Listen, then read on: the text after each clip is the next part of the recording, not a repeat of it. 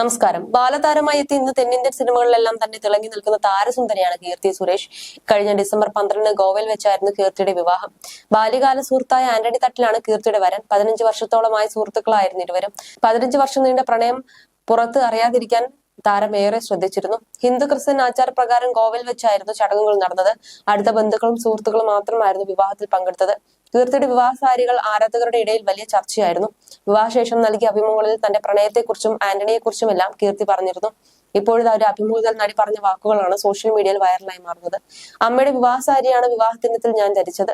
ഇത് നേരത്തെ തീരുമാനിച്ചതല്ല, യാദൃശ്ചികമായി അങ്ങനെ സംഭവിച്ചതാണ്. പ്രശസ്ത ഡിസൈനർ അനിത ഡോംഗ്രെ മനോഹരമായ സാരിയിൽ മിനുക്ക് പണികൾ ചെയ്തു തന്നു.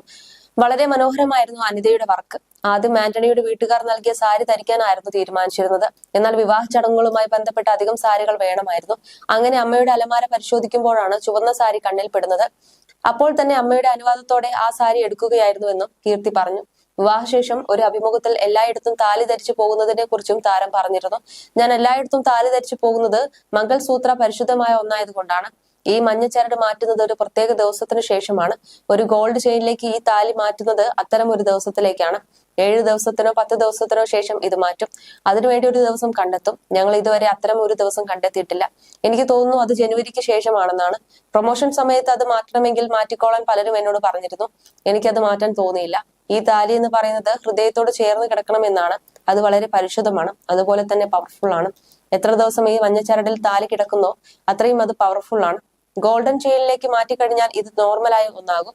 ചിലർ പറഞ്ഞു വസ്ത്രത്തിനുള്ളിൽ താലിച്ചരട് സൂക്ഷിക്കുന്നുവെന്ന്. പക്ഷെ താലിച്ചരട് ധരിച്ചു കാണുമ്പോൾ കാണാൻ ഹോട്ടാണെന്ന് എനിക്ക് തോന്നി. ഞാൻ ഇത് ആഘോഷിക്കുകയാണ് എന്നാണ് കീർത്തി താലിച്ചരടിനെ കുറിച്ച് സംസാരിക്കവേ പറഞ്ഞത്. അടുത്തിടെ ഗോവയിൽ വെച്ച് നടന്ന തമിഴ് ക്രിസ്ത്യൻ വിവാഹത്തിന് ശേഷം തനി മലയാളി സ്റ്റൈലിൽ നടന്ന വിവാഹ പാർട്ടിയുടെ ചിത്രങ്ങളുമായി കീർത്തി സുരേഷ് എത്തിയിരുന്നു.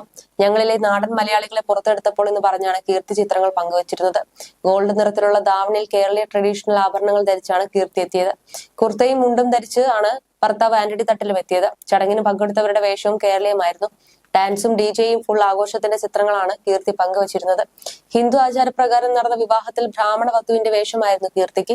ക്രിസ്ത്യൻ ആചാരപ്രകാരം നടന്ന ചടങ്ങിൽ വൈറ്റ് ഗൗണിൽ അതീവ സുന്ദരിയായാണ് കീർത്തി എത്തിയത്. മലയാള സിനിമയിലെ ഒട്ടുമിക്ക താരങ്ങളും തമിഴ് സിനിമാ ലോകത്തെ സൂപ്പർ താരങ്ങളുമെല്ലാം ഗോവയിൽ പോയി വിവാഹത്തിൽ പങ്കെടുത്തിരുന്നു. അതുകൊണ്ട് തന്നെ മാധ്യമങ്ങൾക്ക് വരെ നിയന്ത്രണം ഏർപ്പെടുത്തിയിരുന്നു.